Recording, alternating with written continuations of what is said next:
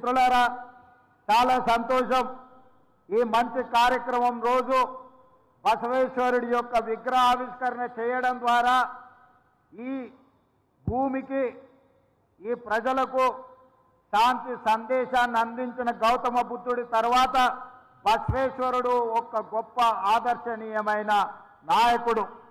వారి ఆదర్శాలు సామాజిక న్యాయం, వారు ఆనాడు గ్రామ మంటపాలు వారు ఆనాడు సమాజంలో అణచివేతకు గురైన సామాజిక వర్గాలకు, మహిళలతో సహా దళితులకు, గిరిజనులకు, ఆదివాసీలకు, బలహీన వర్గాలకు, మైనారిటీలకు న్యాయం జరగాలి అని అంటే వాళ్ళ సమస్యలు తెలవాలి. ఆ సమస్యలను చర్చించాలంటే అనుభవ మంటపాల ద్వారా ఆనాడు ప్రజల యొక్క సమస్యల్ని తెలుసుకున్న విశ్వ గురువు ఈనాడు బసవేశ్వరుడి యొక్క విగ్రహాన్ని ఆవిష్కరించుకున్నాం. ఆ అనుభవ మంటపాల ఆదర్శమే ఈనాడు శాసనసభలు, పార్లమెంట్లు మనం నిర్వహించుకుంటున్నాం. వారే కాదు, ఈ జిల్లా మెదక్ జిల్లా అంటే మీకందరికీ తెలుసు. మెదక్ జిల్లా ఇందిరమ్మ పేరు విడదీయరాని అనుబంధం. మెదక్ పేరు గుర్తొస్తే ఇందిరమ్మ పేరు తలుచుకుంటాము. ఇందిరమ్మ పేరు తలుచుకుంటే మెదక్ జిల్లాను గుర్తు చేసుకుంటాం. ఎందుకంటే ఈ దేశ సేవలో, ఈ ప్రజలకు సేవలు అందిస్తూ 1984లో శ్రీమతి ఇందిరాగాంధీ గారు ఆఖరి రక్తపు బొట్టు, చివరి శ్వాస వదిలినప్పుడు ఈ మెదక్ పార్లమెంటు నియోజకవర్గానికి వారు ప్రాతినిధ్యం వహిస్తూ వారు అమరులై ఈ దేశం యొక్క సమగ్రతను కాపాడిన గొప్ప నాయకురాలు శ్రీమతి ఇందిరాగాంధీ. ఆ ఇందిరాగాంధీకి అండగా నిలబడ్డ ప్రజలు మెదక్ పార్లమెంటు నియోజకవర్గ ప్రజలు, మెదక్ జిల్లా ప్రజలు. అందుకే చరిత్ర ఎప్పటికీ మెదక్ జిల్లాను గుర్తు పెట్టుకుంటుంది. మెదక్ ప్రజల యొక్క అభిమానాన్ని కాంగ్రెస్ పార్టీ గుండెల్లో చిరస్థాయిగా గుర్తు పెట్టుకుంటుంది అని చెప్పి నేను ఈ సందర్భంగా తెలియజేయదలుచుకున్నా. వారే కాదు, మెదక్ జిల్లా అంటే బాగారెడ్డి గారు, ఈశ్వరీబాయి గారు, మా అక్క, మా ఆడబిడ్డ గీతారెడ్డి గారిని ఈ ప్రాంత ప్రజలు ఎప్పుడు గుర్తు పెట్టుకుంటారు. గీతారెడ్డి గారు ఈ ప్రాంతం ప్రాతినిధ్యం వహించినప్పుడు జైరాబాద్ నిమ్స్ను మంజూరు చేయించి ఈ ప్రాంతాన్ని పారిశ్రామిక వాడగా అభివృద్ధి చేయడం ద్వారా ఈ ప్రాంతం అభివృద్ధి జరుగుతుంది. తెలంగాణ యొక్క గేట్వే ఆఫ్ ఇండస్ట్రీస్ జైరాబాద్ కావాలి అని వారు ఆనాడు ఇక్కడ 12,600 ఎకరాలతోని ప్రపంచానికే ఒక పారిశ్రామిక వాడను ఆనాడు మంజూరు చేయడం జరిగింది. నేను రాజకీయాల జోలికి వెళ్ళదలుచుకోలేదు, రాజకీయ విమర్శలు చేయదలుచుకోలేదు. కానీ 2014 తర్వాత మెదక్ ప్రాంతం యొక్క అభివృద్ధి కోసం ప్రారంభించిన నిమ్స్ అభివృద్ధి కుంటుబడింది. ఈనాడు నేను ముఖ్యమంత్రిగా బాధ్యతలు చేపట్టిన తర్వాత సోదరులు దామోదర్ రాజ నరసింహ గారు నా దగ్గరికి వచ్చి ఈ పారిశ్రామిక వాడలో ప్రజలకు అన్యాయం జరిగింది, భూసేకరణలో వాళ్ళకు నష్టం జరిగింది, ఎస్సీలకు అసైన్మెంట్ పట్టాలకు 2.5 లక్షలే ఇస్తున్నారు, భూమి పోయిన వాళ్ళకు 5 లక్షలే ఇస్తున్నారు, వాళ్ళకు పెంచాల్సిన అవసరం ఉన్నదని సోదరుడు దామోదర్ రాజ నరసింహ గారు నా దృష్టికి తెచ్చింది.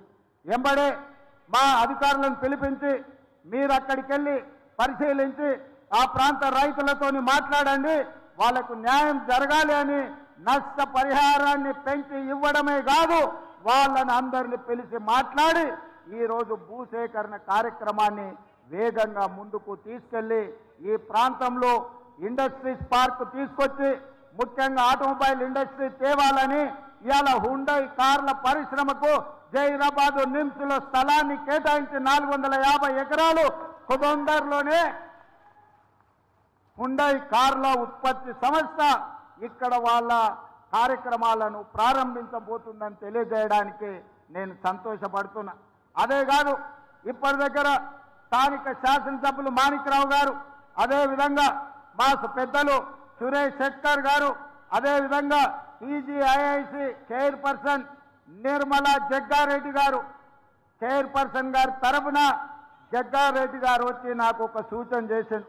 నేను ఈ జిల్లా నుంచి ప్రాతినిధ్యం వహిస్తున్నా, ఈ భూములు పోయిన వాళ్లకు మీరు ఇందిరమ్మ ఇండ్లు ఇస్తే ఇందిరమ్మ పేరు శాశ్వతంగా గుర్తు పెట్టుకుంటారు, మీరు ప్రకటన చేయాల్సిందే అని జగ్గారెడ్డి గారు వచ్చి నా పక్కన కూర్చొని పంచాయతీ పెట్టిండ్రు. అందుకే ఇవాళ సురేష్ శెట్కర్ గారు స్థానిక శాసనసభ్యులు, అదేవిధంగా జగ్గారెడ్డి గారు, మా దామోదర్ రాజ నరసింహ గారి సూచన మేరకు నేను ఈ వేదిక మీద నుంచి ఇక్కడ ఉన్న జైరాబాద్ నిమ్స్ లో 12,500 ఎకరాల భూమి ఎవరైతే కోల్పోయినరో 5,600 కుటుంబాలు ఉన్నాయి. 5,600 కుటుంబాలకు ఇందిరమ్మ ఇండ్లను మంజూరు చేస్తానని మీ సొంత స్థలాలలో ఇందిరమ్మ ఇండ్లు కట్టుకోవడానికి 5,612 కుటుంబాలు ఉన్నాయి. మా అధికారులు సమాచారం అందించారు. ఇంకో 100 ఎక్కువైనా కూడా పర్వాలేదు, భూమి కోల్పోయిన ప్రతి కుటుంబానికి ఇందిరమ్మ ఇండ్లు మంజూరు చేస్తామని ఈ వేదిక మీద నుంచి ఆ రైతులకు ఈ సంతోషకరమైన వార్తను చేరవేయాల్సిందిగా ఇక్కడికి వచ్చిన మిత్రులందరికీ తెలియజేస్తున్నా. ఎందుకంటే భూమి పోయిన వాళ్ళందరూ కూడా ఈ సభకు రాకపోయి ఉండొచ్చు. అందుకే స్థానిక పార్లమెంట్ సభ్యులు, స్థానిక శాసనసభ్యులు, అదే విధంగా మా జగ్గారెడ్డి గారికి ప్రత్యేకమైన బాధ్యత ఇస్తున్నా. ఈ 5,612 కుటుంబాలను అందరినీ పిలిచి జగ్గారెడ్డి గారు మంచి భోజనం పెట్టి వాళ్ళ ఇండ్ల పట్టాలు ఇప్పించే బాధ్యత మా జగ్గారెడ్డి గారి మీదనే పెడుతున్నా. వారు వచ్చి ప్రత్యేకంగా ఇక్కడ ఒక ఫంక్షన్ హాల్ తీసుకొని ఆ కుటుంబ సభ్యులందరినీ కూడా పిలిచి వాళ్ళకు ఒక మంచి భోజనం పెట్టి వాళ్ళందరూ కూడా ఇందిరమ్మ ఇండ్ల పట్టాలు ఇచ్చే విధంగా కార్యక్రమాన్ని చేపట్టవలసిందిగా వారికి సూచన చేస్తున్నా. అదేవిధంగా కలెక్టర్ గారికి ఇతర ఉన్నతాధికారులందరికీ కూడా ఆదేశాలు ఇస్తున్నా. భూమి కోల్పోయిన వాళ్ళందరికీ కూడా ఇందిరమ్మ ఇండ్లు మంజూరు చేయడానికి అవసరమైన కార్యాచరణను మొత్తం సిద్ధం చేయండి అని చెప్పి నేను ఈ సందర్భంగా వారికి ఆదేశాలు ఇస్తున్నా. జహీరాబాద్ మున్సిపాలిటీకి సంబంధించి జహీరాబాద్లో జరగాల్సిన అభివృద్ధి కార్యక్రమాల గురించి సురేష్ శెట్కర్ గారు చెప్పిండ్రు, దామోదర్ రాజ నరసింహ గారు చెప్పిండ్రు, అదేవిధంగా శాసనసభ్యులు చెప్పిండ్రు. తప్పకుండా దానికి సంబంధించి ఒక ప్రత్యేకమైన సమీక్ష చేసి ఏమేమి ఇవ్వగలుగుతామో మున్సిపాలిటీలో, అదే డ్రైనేజీ వ్యవస్థ కావచ్చు, సీసీ రోడ్లు కావచ్చు, తాగునీటి సమస్య కావచ్చు, ఏమి నిధులు అవసరమవుతాయో అధికారులందరినీ కూడా పిలిచి సమీక్ష చేసి జహీరాబాద్ నియోజకవర్గానికి అవసరమైన నిధులను మంజూరు చేయడానికి నాకు ఎలాంటి అభ్యంతరం లేదు. ఎన్నికలు వచ్చినప్పుడే రాజకీయాలు, ఎన్నికల తర్వాత అందరినీ కలుపుకొని అభివృద్ధి చేయడమే నా బాధ్యత. తప్పకుండా జహీరాబాద్ నియోజకవర్గ అభివృద్ధిని నేను మీకు మంజూరు చేస్తా. మాజీ మంత్రివర్యులు చంద్రశేఖర్ గారు కూడా 4-5 సార్లు నా దగ్గరికి వచ్చి అడిగిండు, అన్నా గెలిచినా ఓడినా నాకు బాధ లేదు, ఓడిన బాధ ఉన్నా ఓట్లేసిన ప్రజలకు నేను అభివృద్ధి చేయాల్సిన అవసరం ఉంది, జహీరాబాద్కు మీరు నిధులు ఇవ్వండి అని వారు చాలాసార్లు నాకు విజ్ఞప్తి చేసిండ్రు. తప్పకుండా నిధులు మంజూరు చేస్తానని చెప్పి ఈ వేదిక మీద నుంచి వారికి నేను విజ్ఞప్తి చేస్తున్నా. అదేవిధంగా నారాయణఖేడ్కు సంబంధించి మిత్రుడు డాక్టర్ సంజీవరెడ్డి గారు పెద్ద చిట్టే తీసుకొచ్చిండు. వాస్తవంగా వారు మాట్లాడాల్సిన అవసరం ఉండే ఈ వేదిక మీద, కానీ నాకు రేపు ప్రధానమంత్రి గారితో నీతి ఆయోగ్ సమావేశం ఉన్నది, విమానాలు కొన్ని రద్దవుతున్నాయి, నేను తొందరగా ఢిల్లీ చేరుకునేది ఉన్నది కాబట్టి వారికి మాట్లాడే అవకాశం రాలేదు. కానీ వారు విజ్ఞప్తి చేసిన టూరిజం, ఎకో టూరిజంకి సంబంధించి కానీ, అదేవిధంగా బసవేశ్వర సంగమేశ్వర సాగునీటి ప్రాజెక్టు విషయంలో కానీ, అదేవిధంగా వారు 150 ఎకరాల భూమిని కేటాయించడం, ఏదైనా ఇండస్ట్రీస్ మా నియోజకవర్గానికి తీసుకురావాలి అని వారు అడగడం జరిగింది. ఇదే కాకుండా చెక్ డ్యామ్ గురించి కూడా వారు నా దృష్టికి తీసుకొచ్చిండ్రు. తప్పకుండా నారాయణఖేడ్ శాసనసభ నియోజకవర్గానికి ఒక పక్కన సురేష్ శెట్కర్ గారు, ఇంకొక పక్కన డాక్టర్ సంజీవరెడ్డి గారు 2 కళ్ళలాగా అభివృద్ధిని చెయ్యాలనుకుంటున్నారు. వాళ్ళిద్దరూ నాకు అత్యంత ఆప్తులు. తప్పకుండా నారాయణఖేడ్ అభివృద్ధి కోసం ప్రత్యేకంగా ఒక సమీక్ష తీసుకొని సంజీవరెడ్డి గారు నాకు దృష్టికి తీసుకొచ్చిన నిధులను మంజూరు చేయడానికి, అనుమతులు ఇవ్వడానికి కూడా సంపూర్ణంగా ప్రయత్నం చేస్తా అని చెప్పి నేను వారికి విజ్ఞప్తి చేస్తున్నా.